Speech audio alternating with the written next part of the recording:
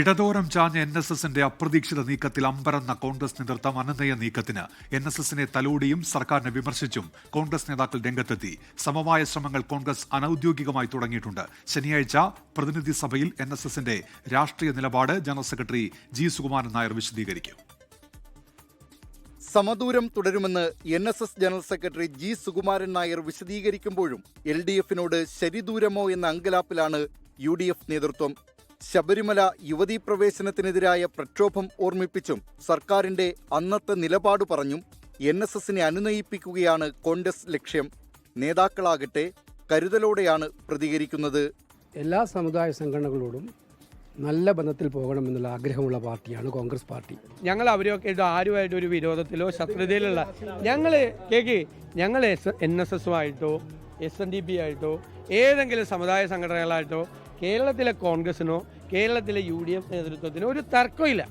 NSS നിലപാട് BJPക്കും തിരിച്ചടിയായി. BJPയുടെ പ്രതികരണവും കരുതലോടെയാണ്. അല്ല, ഞങ്ങൾ NSSനെ ബോധ്യപ്പെടുത്തേണ്ട ആവശ്യമില്ല. NSSന് കൃത്യമായിട്ട് ബോധ്യം ഉണ്ടാവുമല്ലോ. കാരണം നാമജപ ഘോഷയാത്രയിൽ പങ്കെടുത്ത NSS നേതാക്കന്മാർക്കെതിരായിട്ട് കേസുണ്ട്. ആ കേസ് പിൻവലിച്ചിട്ടില്ല. തദ്ദേശ നിയമസഭാ തെരഞ്ഞെടുപ്പുകൾ അടുത്തിരിക്കെ NSS നിലപാട് UDFനും BJPക്കും തലവേദനയാവുകയാണ്. ശനിയാഴ്ച ചേരുന്ന NSS പ്രതിനിധി സഭയിൽ ജി സുകുമാരൻ നായർ രാഷ്ട്രീയ നിലപാടിൽ കൂടുതൽ വ്യക്തത വരുത്തിയേക്കും. ചികിത്സയിൽ കഴിഞ്ഞ ജി സുകുമാരൻ നായരെ ലോക്സഭാ തെരഞ്ഞെടുപ്പിന് പിന്നാലെ ചങ്ങനാശ്ശേരിയിലെത്തിക്കണ്ട് മുഖ്യമന്ത്രി പിണറായി വിജയനാണ് NSS അനുനയ നീക്കത്തിന് തുടക്കമിട്ടത്. പിന്നീട് മന്ത്രി VN വാസവൻ ചർച്ചകൾ നടത്തിയെന്നാണ് സൂചന.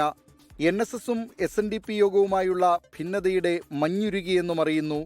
News desk 24. ലോകത്തെവിടെയായാലും ഏത് സമയത്തും 24 വാർത്തകളും ഓഗ്മെന്റഡ് റിയാലിറ്റി പാക്കേജുകളും എക്സ്പ്ലെയിനറുകളും വിശദമായി കാണാൻ ഞങ്ങളുടെ YouTube ചാനൽ നിങ്ങൾക്ക് സബ്സ്ക്രൈബ് ചെയ്യാം.